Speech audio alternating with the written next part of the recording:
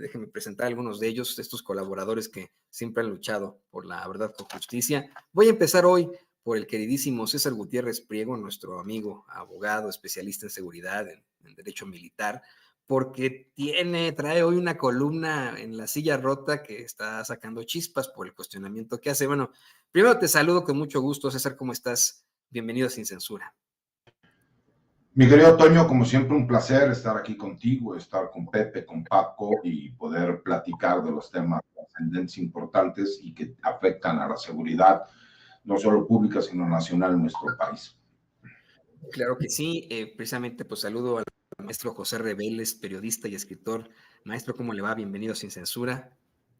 Muy buenos días, Toño, y saludos, por supuesto, al licenciado César y también a Paco, que está por incorporarse también. Muchas gracias.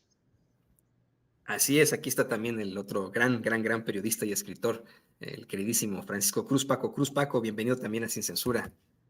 Toño, ¿cómo estás? Un abrazote para ti, para Pepe, para el licenciado Gutiérrez Priego. Así que aquí estamos para empezar, Toño. Tú dirás por dónde empezamos con tanta información que hay. ¿Qué les parece, queridos compañeros, que empezamos con la columna del buen César? Él escribe hoy para La Silla Rota un cuestionamiento muy fuerte sobre la fiscal de Sinaloa. Si no me equivoco, a finales de la semana pasada fue que dieron a conocer que la fiscal de Sinaloa, en medio de este escándalo por la detención del señor Ismael Zambada, por también un video en la región, y iba a renunciar. El queridísimo César se pregunta, ¿se fue? ¿La corrieron? O más bien, ella se fue solita o la fueron, es decir, la corrieron. ¿Qué nos puedes decir de esto, querido César? Mira, Toño, me parece que el tema, por supuesto que es trascendente y es importante porque pues, podemos ver los señalamientos que ya empiezan a darse desde que la Fiscalía General de la República hace el señalamiento directo, ¿no? De que hubo deficiencias en los actos de investigación que realizó la Fiscalía del Estado de Sinaloa. Y obviamente cuando nosotros nos enteramos, ¿no? Y tenemos conocimiento de este video, que está a las afueras de Culiacán, ahí por la Presita, en donde, pues obviamente de la observación que nosotros podemos realizar, pues no se alcanza a ver si efectivamente este personaje de Héctor Melesio Cuen se encuentra al interior de la camioneta.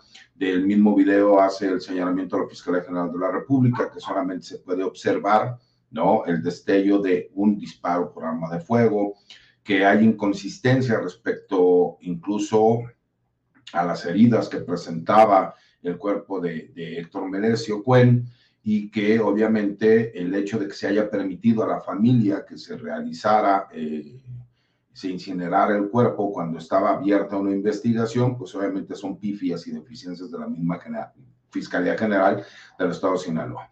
Y obviamente también pues, ha habido algunas filtraciones y trabajos periodísticos que señalan que por lo menos en los tiempos en que supuestamente se llevó a cabo la reunión de el Mayo Zambada, en donde menciona haber visto a Héctor Melesio Cuen, por lo menos el GPS del teléfono celular de Héctor Melesio Cuen, por lo menos un par de periodistas lo señalan, que supuestamente sí coincidiría con el lugar en donde señala el Mayo Zambada. Me hace pensar que obviamente todas estas deficiencias por parte de la Fiscalía General de Justicia del Estado de Sinaloa pues no son coincidencias y parecería que hay una trama detrás de esta investigación. Y obviamente pues, nos iremos enterando de acuerdo a cómo dé a conocer la Fiscalía General de la República. ¿Por qué una fiscal independiente nombrada por el Congreso del Estado de Sinaloa renunciaría cuando lo que le interesaría es que se supiera la verdad? Porque me parece que las fallas dentro de esta investigación son tan relevantes que hay muchísima información que iremos conociendo y que a lo mejor nos puede enseñar un entramado en donde por ahí el hecho de que un comandante de la Policía de Investigación o de la Policía Ministerial del Estado de Sinaloa no fuera coincidencia que estuviera trabajando con el Mayo Zambada como escolta. Y me parece que es uno de los puntos más importantes que hay que analizar. Sí, exactamente. Hay tantos asegúnes ahí y queda sobre la mesa la pregunta sobre la fiscal. Cómo es que, bueno, pues siempre hay alguno que otro que paga las consecuencias, paga los platos rotos ante una serie de irregularidades. Y le pido al equipo que nos grabe.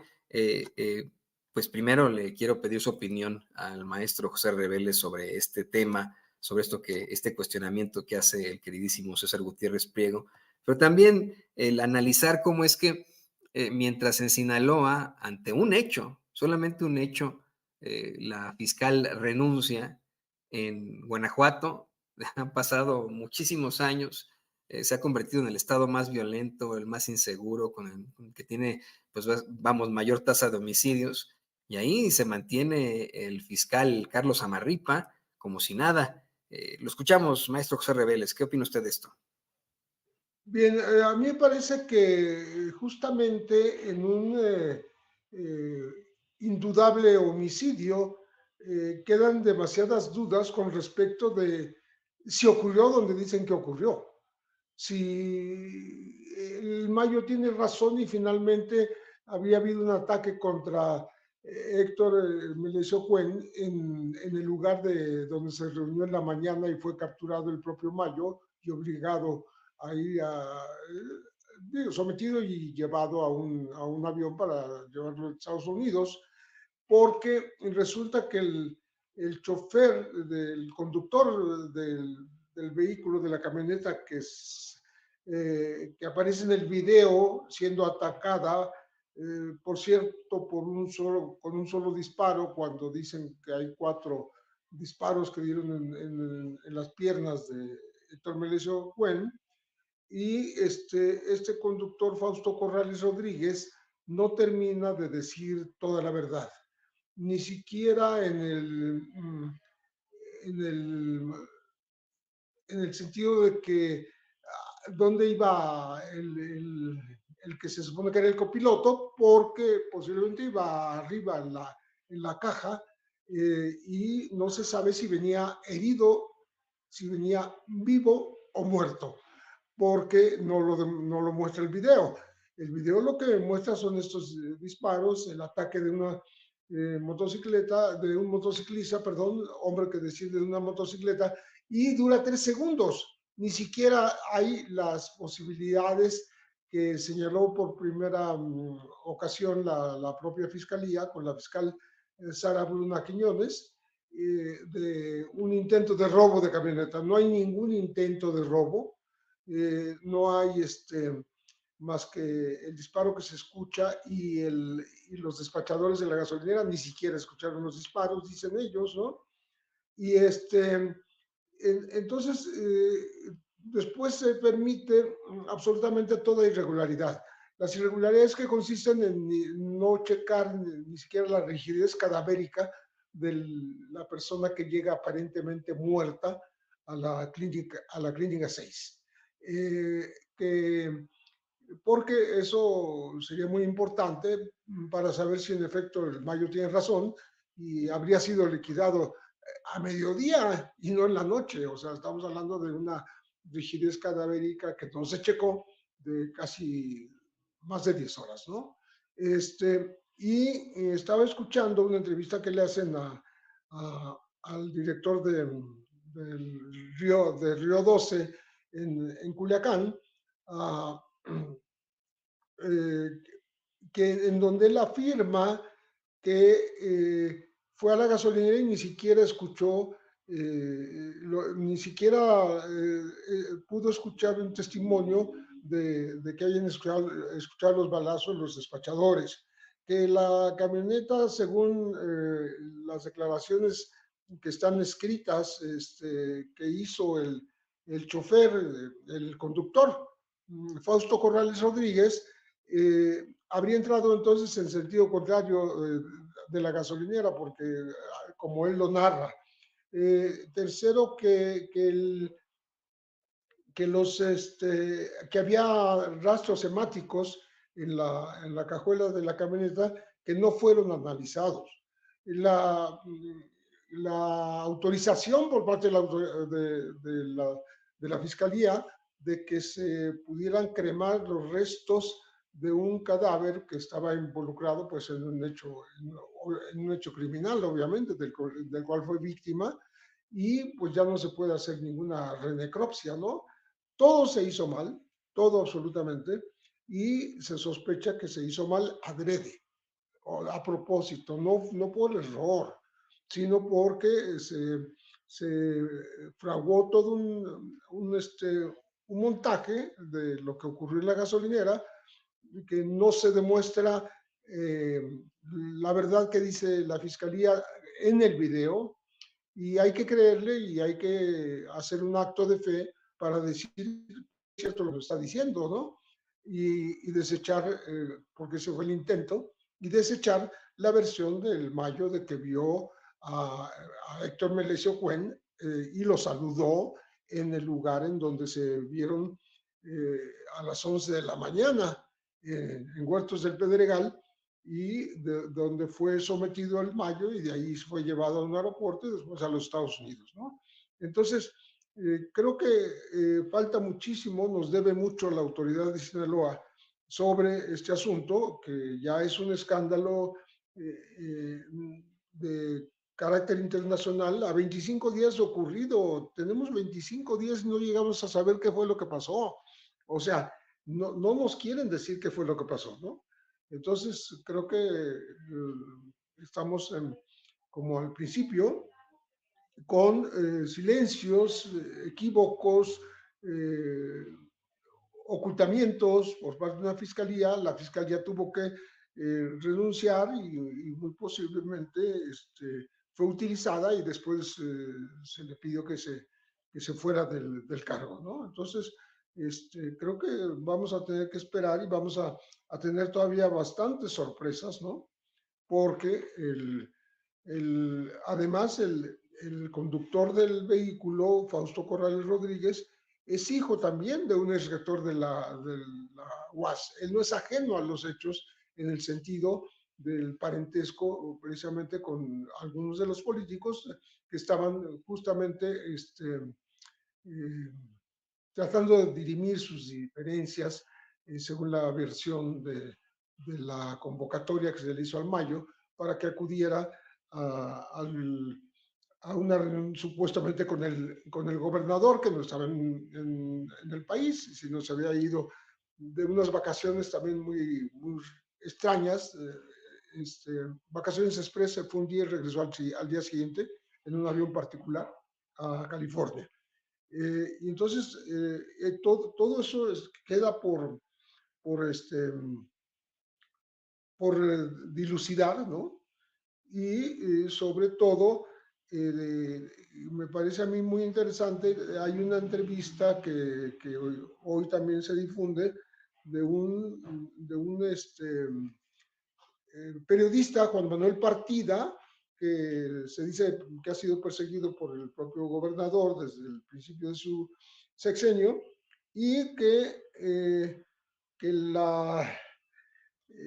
la posibilidad de que las cosas no fueron de la manera que lo dice la fiscalía, totalmente es creída por él. Él no consigue conciliar lo que se dice, lo que se exhibe en el video, y afirma que hubo una liquidación de Estado, una liquidación por parte del gobierno del Estado de Héctor Melesio Cuen, y que pudo haber ocurrido exactamente como dijo el Mayo, muchas horas antes, y todo se había encubierto a través del único testigo de esa balacera que dicen haber provocado la muerte de un individuo que tal vez para esa hora ya estaba muerto, y que se le ordenó llevarlo a un hospital porque ahí ya estaban de acuerdo en recibir un cuerpo y no emitir una autopsia correcta, exacta, precisa, en horas, con rigidez cadavérica, etcétera, etcétera, donde aparece el golpe en la cabeza, que sí pudo haber sido causa de la muerte y no los 4 balazos en las piernas. En fin, creo que nos quedan a deber muchísimo en Culiacán, en Sinaloa, con respecto de estos acontecimientos. Efectivamente, nos quedan a deber muchísimo y a lo mejor no habrá la necesidad de esperar, porque como en muchos otros casos, no tendremos la verdad ante nuestros ojos, maestro. Le pido al equipo que nos traiga para también escucharte a ti, Paco. ¿Crees que se puede llegar a la verdad en este caso? ¿Crees que baste con el despido de una fiscal? ¿Crees que podamos pues darle claridad al público sobre lo que está ocurriendo? ¿Crees que esto conlleve algo más? Toño, fíjate, es que es bien curioso, pero de pronto con el informe de la PG, de la Fiscalía General de la República, ya no hay huecos, sino que hay boquetes, boquetes como si le hubiera caído a la Fiscalía del Estado de Sinaloa un misil, porque en algún momento se rompió toda la cadena de custodia o guarda de evidencias, toda, no hay ninguna normatividad se respetó en todo lo que pasó. Para mí la renuncia, que yo coincido, no renuncia con despido, va, o forzado por el gobernador, eso es abierto, eso es clarísimo, eso es una, no renunció, sino que la renunciaron. Para mí debían también estar bajo investigación todo el médico forense o los médicos forenses, si fue uno o dos que practicaron la autopsia, a los peritos investigadores, todo mundo debía estar suspendido en este momento, y debía haber ya una renovación de toda la Fiscalía del Estado de Sinaloa, porque no hay torpeza, verdaderamente yo digo no hay torpeza, esto es algo planeado, esto es algo sembrado, esto es algo bien pensado, pero fueron muy pendejos, la verdad. No, yo no encuentro otra palabra, por más que la busque, mira, no fueron tontos, fueron bien pendejos, lo hicieron todo mal, porque igual si no hubiera, si la Fiscalía General de la República no hubiera ejercido su capacidad o su derecho a traer el caso, eventualmente alguna investigación independiente, algún periodista, iba a encontrar todas estas fallas y las iba a encontrar. Montaje, invención, alteración de pruebas, es decir, hay todo parece una novela de horror grotesca y perversa. Así que digo, de momento yo dudo que vayamos a conocer un poco más. Creo que todo va a empezar a cobrar luz cuando el Mayo empieza a declarar algunas cosas. Es un caso que se le salió de control a quien lo haya querido inventar. Este, Así que te digo, para mí lo primero es que todos en la fiscalía o todos los que participaron desde los agentes a los peritos que fueron a ese lugar. Mira, yo alguna vez indirectamente este, me vi involucrado en una muerte violenta. Indirecto absolutamente. Este, y lo primero que nos dijeron en la Fiscalía, entonces la Procuraduría General de Justicia del Estado de México, es que ese cadáver no se puede incinerar, que era el deseo de mi amiga. No se puede incinerar, no se puede tocar hasta dentro de 6 meses, cuando se concluyan todas las investigaciones y se haga todo. Sí, esta es una muerte violenta, involucrada en un crimen que podría ser un crimen de Estado, no lo sabemos, pero podría, es decir, todos los peritos, los fiscales, la fiscal general, sabían todo esto por sentido común. Pero ¿qué quieren? Pues la verdad es que quieren burlarse de todo mundo. Así que es un caso que tiene unos boquetes abiertos por un misil en la Fiscalía General de Justicia del Estado de Sinaloa, y sí estoy convencido que debían ya en este momento tener bajo investigación a cada firma que aparezca, porque hay documentos, debía estar bajo investigación, suspendido sin goce de sueldo, y hasta llegar a la verdad. Es decir, hay una cadena de todo, de custodia de pruebas, de evidencias. Hay protocolos del manejo de todo eso, sobre el asesinato del diputado Juan Ojeda.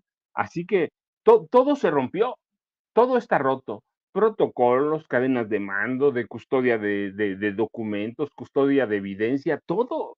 Es decir, es una burla al sentido común.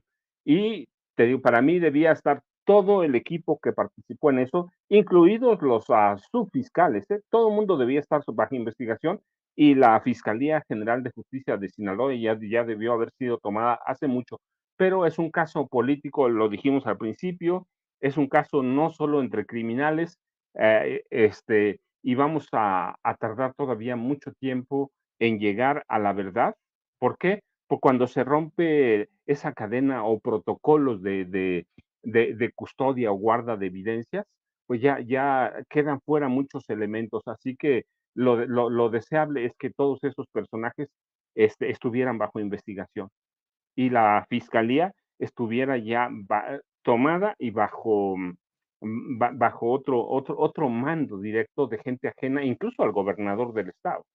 Pero en todo su contexto, todavía nos va a faltar mucho tiempo, Toño, hasta que podamos ir aclarando algunas cosas y logremos encontrar piezas de ese rompecabezas que están perdidas y que seguramente solo saben la fiscal y quienes participaron en ese caso, Toño. Sí, y vamos, insisto, es como el caso en otras fiscalías en las que hace falta también esa claridad, en las que no debería estar interviniendo el gobernador, la gobernadora. La historia se repite en México.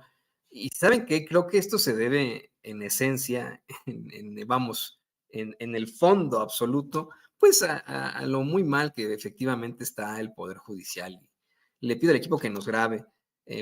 Efectivamente, nos enterábamos ayer por la noche que los jueces y magistrados del Poder Judicial se suman a ese paro nacional de trabajadores del Poder Judicial que comenzará, en el caso de ellos, a partir de mañana miércoles. Ya los trabajadores del Poder Judicial se fueron al paro desde lunes. Y querido César, pues tú como abogado lo has visto, lo has sufrido en carne propia, has sufrido ese Poder Judicial. Yo solo quiero comenzar esta sección de la mesa diciendo que esto simple y sencillamente exhibe lo muy desapegados que están del pueblo de México, puesto que esto es por lo que la gente votó, la gente no los quiere, y ahora que se van a paro nacional, pues están cumpliendo de alguna u otra forma el deseo de la gente, al grado de que hoy el presidente López Obrador dijo que los mexicanos tendremos un respiro sin esos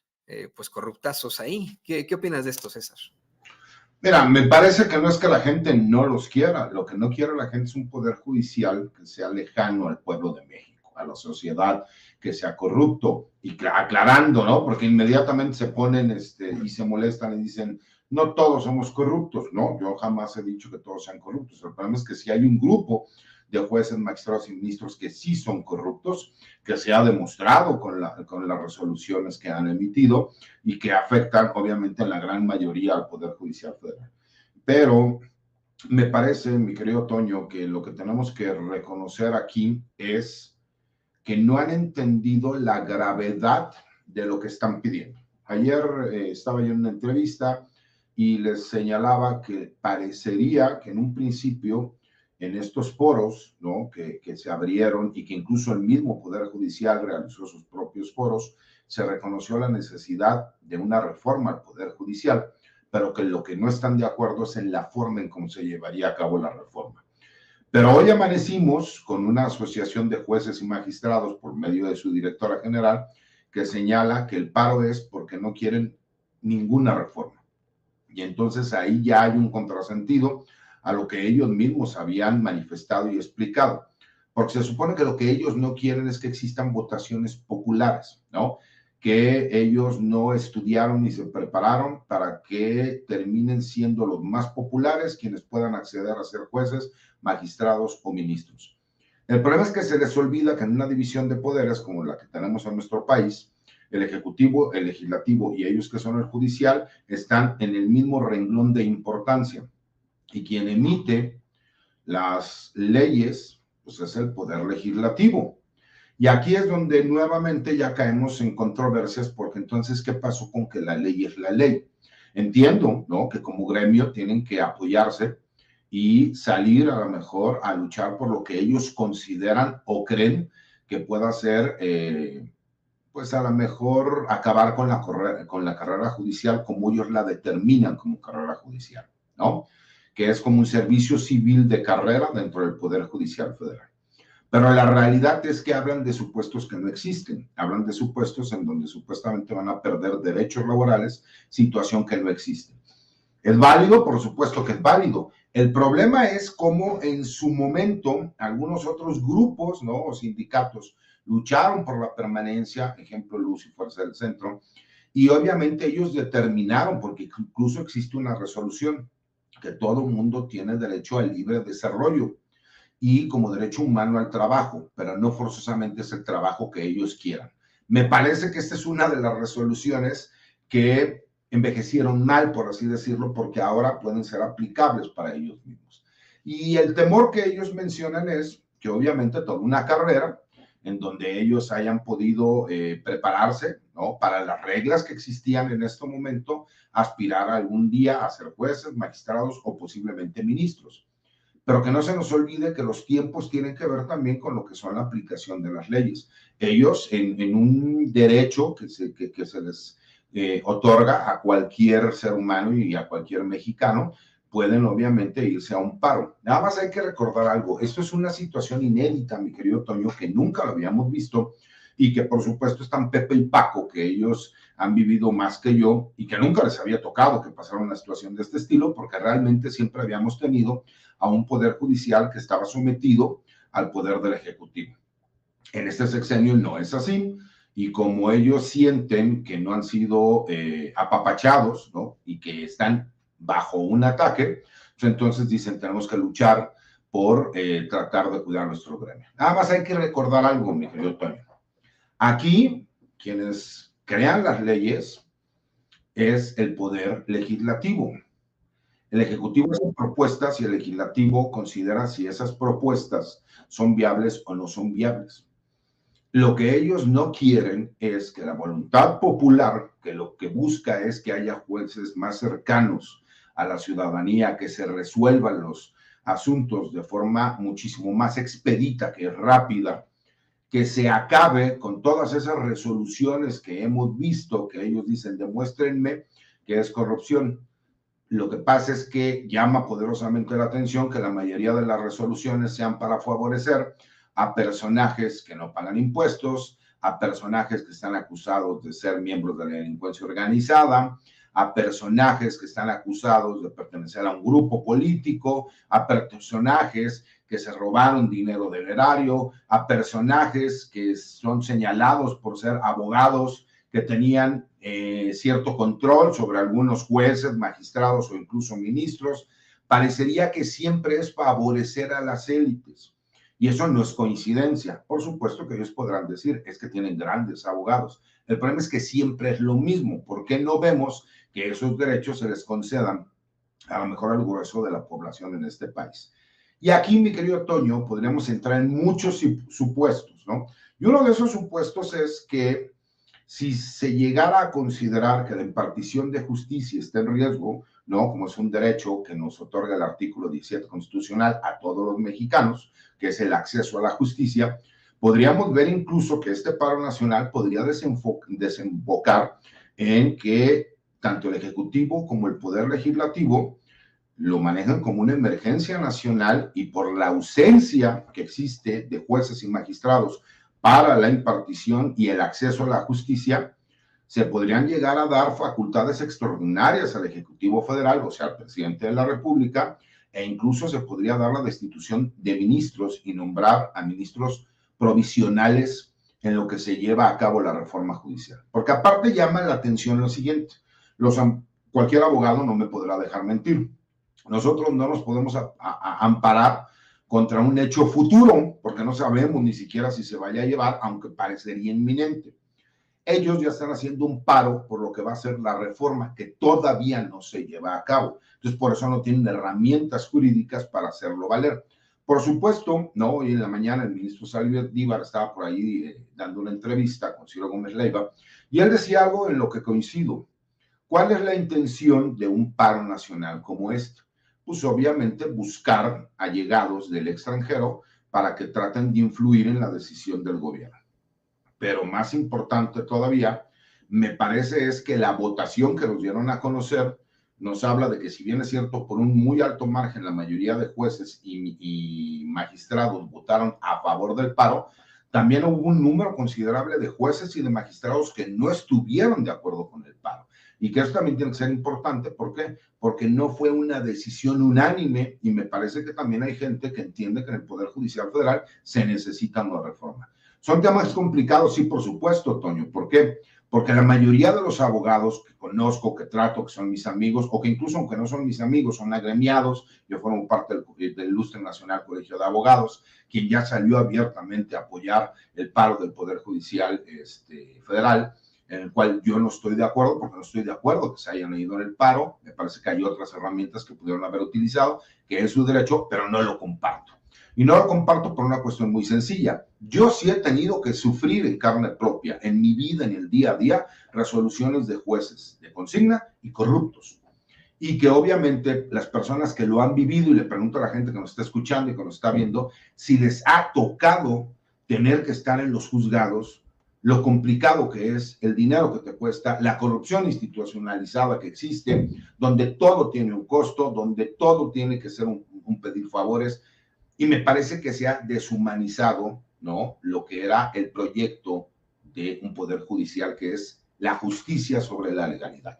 Y cuando hablamos que aquí la legalidad es la que termina siendo siempre la que gana sobre la justicia, y yo lo he explicado, hay casos muy específicos en donde la justicia no puede estar por debajo de la legalidad, porque ahí terminan beneficiando a un grupo de delincuentes o de personajes protegidos que curiosamente siempre son los mismos. Entonces, por supuesto que vemos el rechazo de la gente, pero vemos que ellos tratan por medio de narrativas de terminar obteniendo lo que no ganaron en las urnas, mi querido Toño, y porque la voluntad popular fue: queremos una reforma en el Poder Judicial.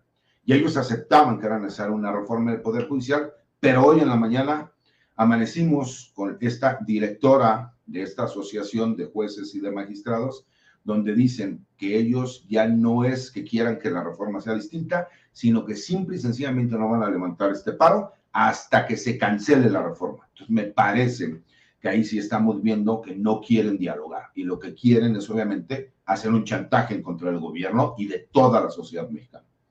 Y me parece que ese chantaje, híjole, sí está motivado, y lo digo con mucho respeto para todos los abogados, por la falta de conocimiento sobre esa reforma, la falta de pruebas que ellos tengan, de argumentos, que es algo, querido César, pues fundamental en el derecho a la argumentación, ¿no?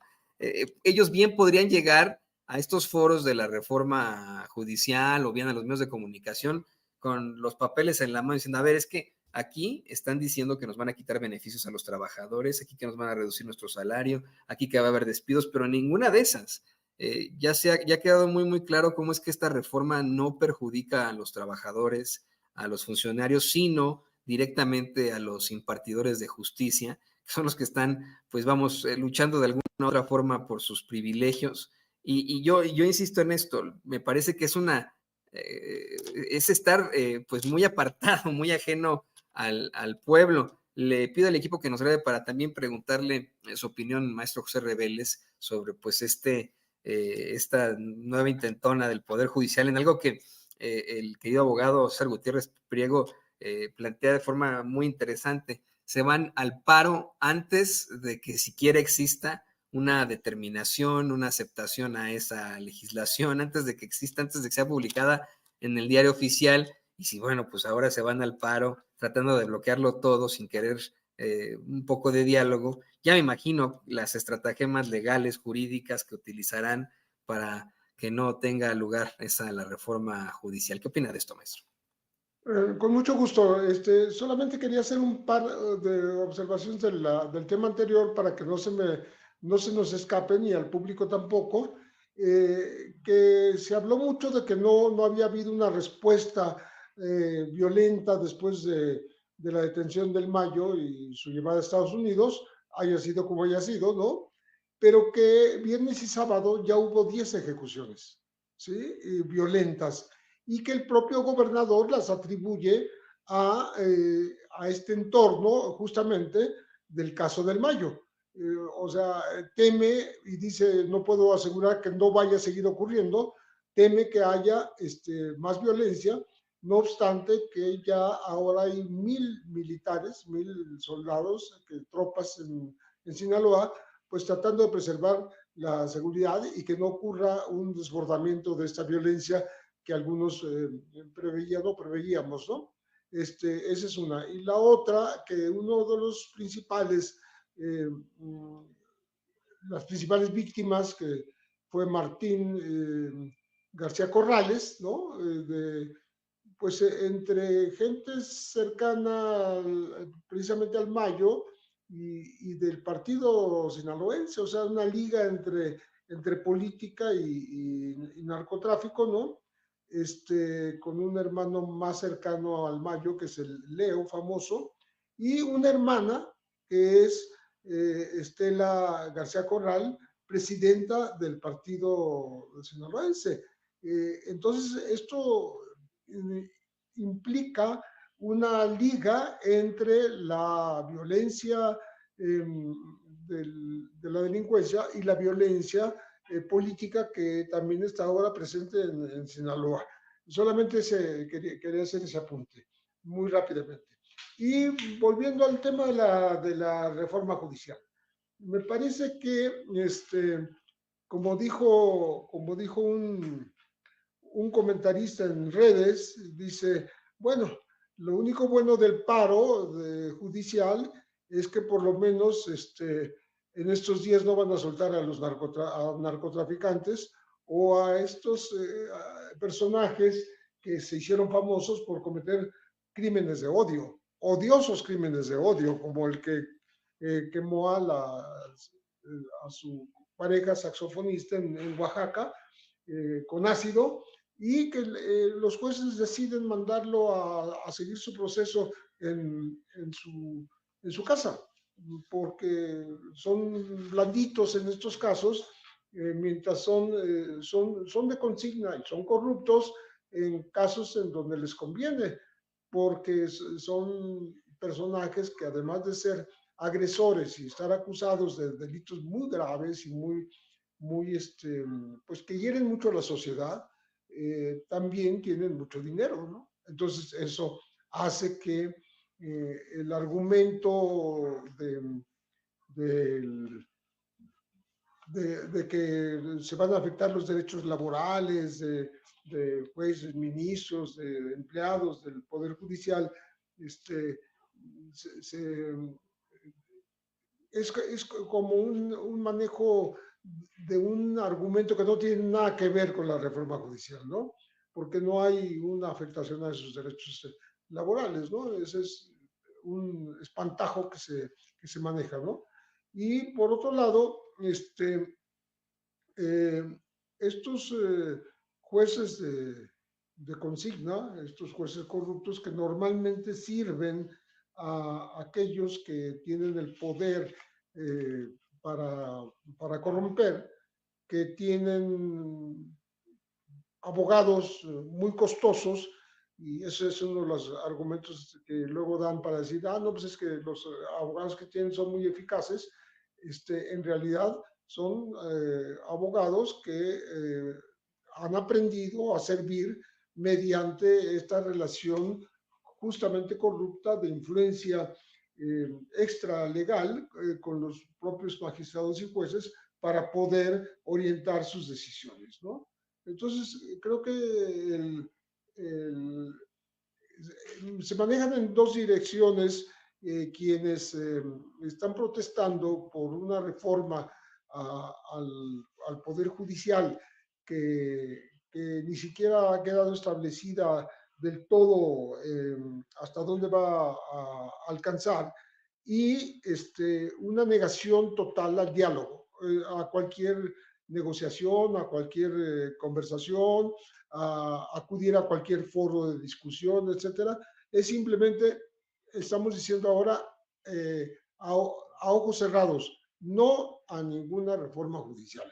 Y eso parece que de momento está poniendo en situación conflictiva pues a toda la justicia, porque realmente si hay rezago en los expedientes y en los juicios que están a cargo de jueces, magistrados y tribunales, pues se va a acumular más ese rezago y quien va a pagar es la sociedad, no, no ellos, ¿no?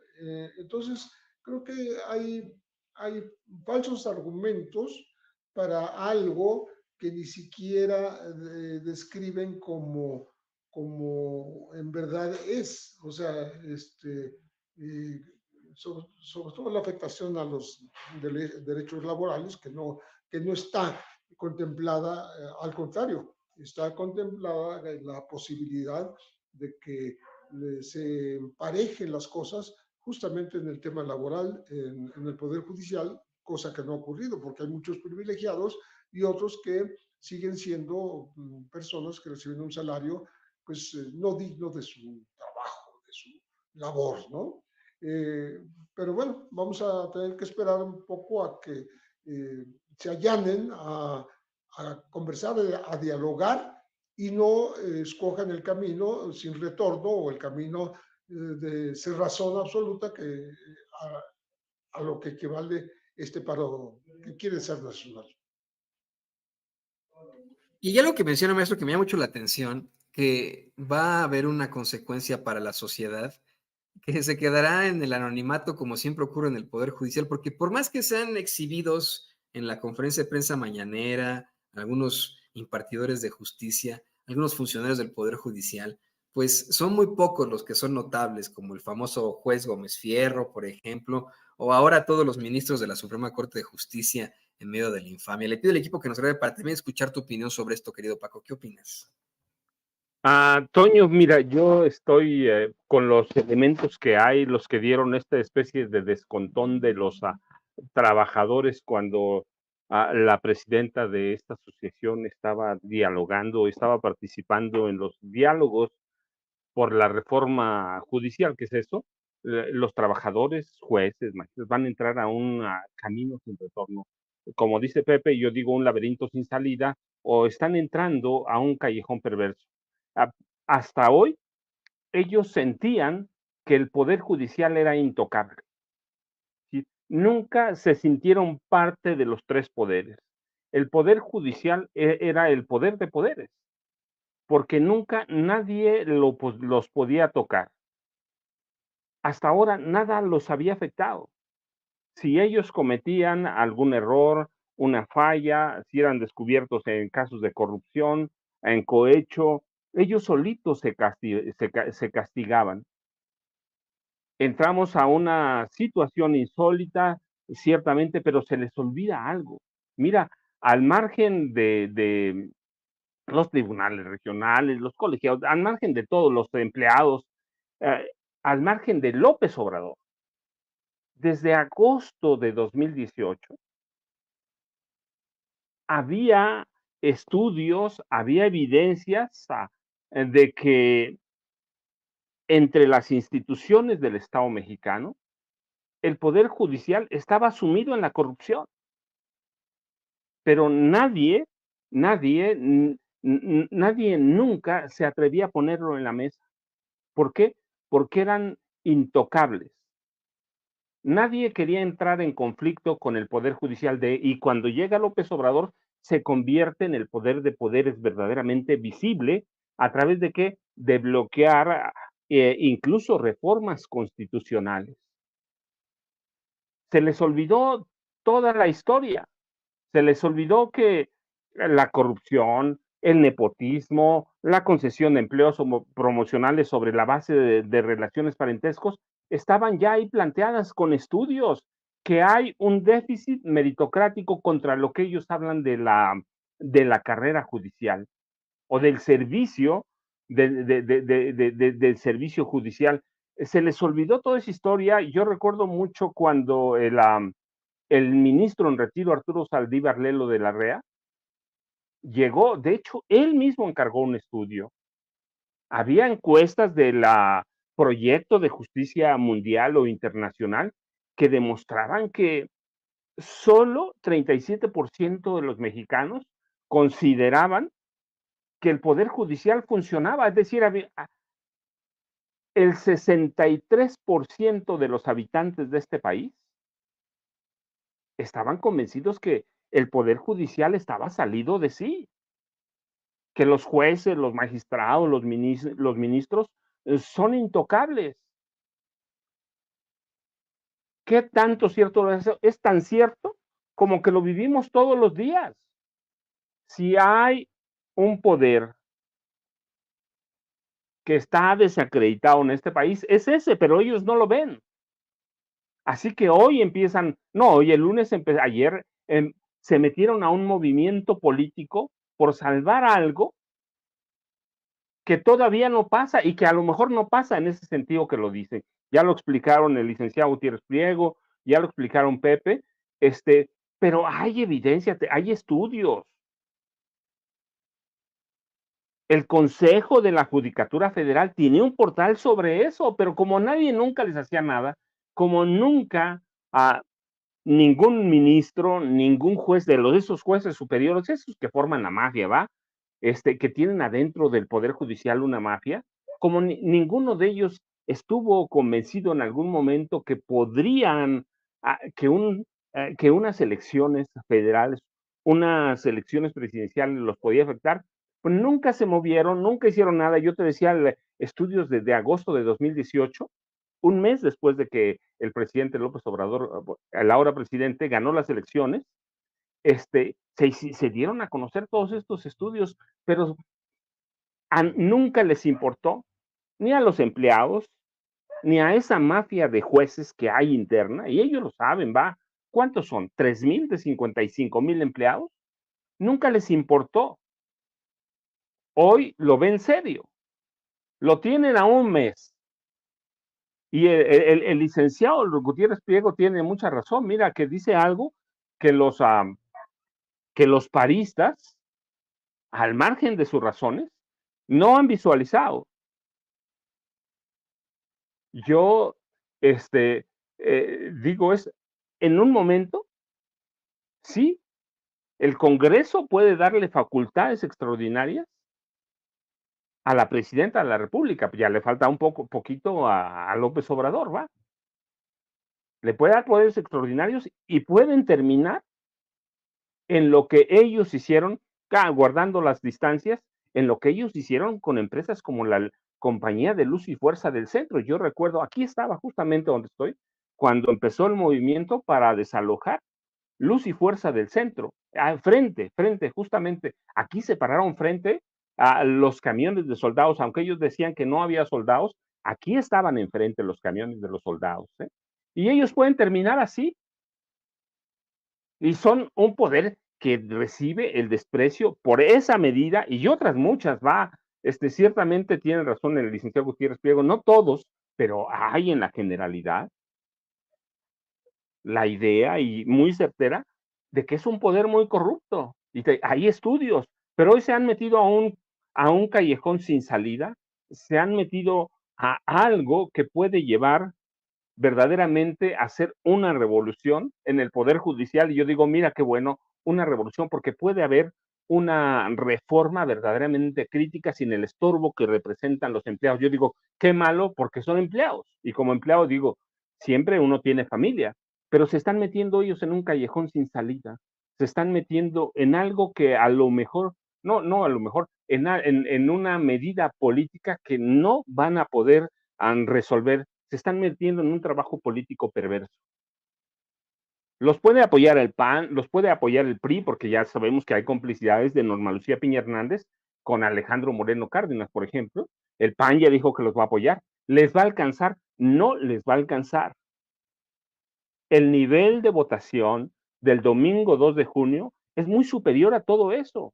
Y contrario a lo que pasó con la desaparición de la Compañía de Luz y Fuerza del Centro, mira, la población puede aplaudir la reforma y la desaparición y la liquidación de estos empleados del Poder Judicial, con todos incluidos, ministros, magistrados, jueces. Así que yo estoy convencido que debían pensarlo muy bien debían entender que entraron a un movimiento político que eventualmente va a fastidiar, va a afectar a la población. No es un gremio que sea prestigioso, por más que los apoyen colegios de abogados, que son un movimiento político también. Colegios, barras de abogados, por más, son 55,000 empleados. ¿Los puede liquidar el Estado? Sí, sí los puede liquidar. ¿Puede eventualmente tener la presidenta de este país o la nueva presidenta a partir del 1 de octubre próximo poderes especiales? Bueno, depende cómo torne este movimiento, pero sí, los puede tener en algún momento y se han metido en una bronquísima a la que deben darle ellos mismos una salida rapidísima y por más ayuda que estén pidiendo, están haciendo llamados a la sociedad, están haciendo llamados internacionales, por más ayuda que tengan, no, internamente no gozan de ningún prestigio. Así que para mí se han metido en un callejón de salida sin salida, cuando desde 2018, antes de que Andrés Manuel López Obrador tomara posesión de la presidencia de este país, había evidencias muy sólidas de que el Poder Judicial Federal, incluidos todos sus entes, ¿sí? El Consejo de la Judicatura, la Suprema Corte de Justicia de la Nación, el Tribunal Electoral, con todos ellos había corrupción, había nepotismo. O sea, no es nuevo. Así que van a tener que buscarle una salida pronta antes de que afecten verdaderamente casos que ya conocemos y que son en lo general a la sociedad de este país, a la que han agraviado tanto, Toño. Así que tienen que buscar una salida y ver que están quejándose de hechos futuros que nadie sabe si van a pasar. Y así que no tienen ninguna defensa jurídica, no tienen nada más que un movimiento político que les puede costar muy caro, Toño. Pero insisto, es un movimiento político anónimo. O sea, por más que los veamos en las redes sociales protestando, cerrando instalaciones del Poder Judicial con cadenas y etcétera, son muy pocos los funcionarios o impartidores de justicia que podemos identificar, porque son muchos los que han incurrido en actos de corrupción y muchos los que están preocupados de perder sus privilegios en estos momentos. Queridos compañeros, yo les agradezco infinitamente que hayamos tenido esta tan interesante mesa de seguridad. Hay una serie de comentarios muy, muy fuertes de 10 que estuvo esta mesa de seguridad. ¿Qué les parece si le comentamos al público consentidor de Sin Censura en nuestras redes sociales para que se pongan en contacto con nosotros? Vámonos de atrás para adelante. Querido Paco, por favor, compártenos tus redes sociales. Toño, pues mira, yo nada más con un comentario rapidísimo. No, si hay rostros. Norma Lucía Piña Hernández. Hay un rostro, hay un movimiento político, la pescaron con las manos cuando se documentó su encuentro clandestino con Alejandro Moreno Cárdenas, pero no solo eso, Alejandro Moreno Cárdenas dijo que no fue uno, que fueron varios, así que sí hay un rostro, cada movimiento tiene un rostro. El rostro es el de Norma Lucía Piña Hernández, que es la presidenta de la Suprema Corte, presidenta del Poder Judicial, y es la jefa máxima del Consejo de la Judicatura Federal. Nada se mueve ahí si ella no lo dice y un grupo cercano de ministros y magistrados. Yo ya sabes, Toño, @ Paco Cruz Jiménez en X, en Twitter, Francisco Cruz Jiménez en Facebook, y les dejo un abrazote a ti, a Pepe y al licenciado Gutiérrez Priego, y hasta el próximo martes, Toño, con la mesa de seguridad. Pues aquí está nuestro queridísimo periodista y el queridísimo Francisco Paco Cruz. Gracias, querido Paco. Muchas gracias. El maestro José Reveles no tiene redes sociales, aún así, pues nosotros siempre lo invitamos a leer sus libros y estar cerca de él. También le queremos agradecer a un gran periodista y escritor. Gracias, maestro José Reveles. Muchísimas gracias a ustedes. Un gran saludo, un abrazo y nos vemos la próxima semana. Y por supuesto a nuestro queridísimo amigo César Gutiérrez Priego, que bueno, yo le recomiendo su columna que saca chispas, búsquela ahí en la silla rota, pero bueno, ahí está, querido César, por favor, compártenos también tus redes sociales. Claro que sí, mi querido Toño, mi cuenta de X, anteriormente Twitter, que es @CésarGutiPri, mi columna de opinión los días martes, y obviamente agradecer siempre el privilegio de poder estar con ustedes, con Paco, con Pepe. Es un privilegio para mí, ¿por qué? Porque Pepe lo sabe, le han ofrecido algunos otros espacios y él siempre ha decidido estar aquí con nosotros y eso se agradece. Y Paco, que ya es un rockstar de las redes sociales, que la rompe a todos los lugares donde va, que me den la oportunidad de que estemos juntos y que podamos compartir estos momentos, pues por supuesto que lo agradezco mucho y pues obviamente contigo, mi querido Toño, independientemente de la amistad que nos une, pues siempre es un privilegio poder estar con ustedes. Les mando un abrazo y pues, nos vemos la próxima semana. Así es, siempre es un privilegio poder compartir este tipo de mesas. Muchas gracias también a Me deben César. el dominó, que quede claro. Ese dominó no me lo pienso perder. Porque imagínate la información que podemos platicar de gran Sí. calado sin que sea público, echando el dominó. Nada más déjenme hacer un anuncio antes de irnos, porque me estoy recordando. En octubre, no tengo la fecha todavía, vamos a presentar el libro de Pepe, así que luego les confirmo la fecha en la Feria del Libro del Zócalo. Va a ser domingo, eso lo sé. Pero no, claro que acepto con mucho placer, Pepe, ya lo dije, pero Pepe no lo va a decir, pero yo se los digo. Ya luego les confirmo la fecha. Nos vemos en octubre para la presentación del libro de Pepe. Bueno, yo voy a llegar Pues con matraca y con mariachi, chingón, para que le hagamos, pero bien, hombre. Así es, qué felicidad. Espero que podamos estar también ahí el equipo de Sin Censura nosotros. Ya saben que, pues bueno, nos debemos a los bloqueos que nos hace YouTube, pero espero que estemos ahí también. Y pues yo les quiero agradecer, queridos compañeros, ahí lo tiene usted también, el abogado especialista en Derecho Penal, Derecho Militar y Seguridad Nacional, César Gutiérrez Priego. Muchas gracias a los tres por esta interesantísima mesa de seguridad. Y le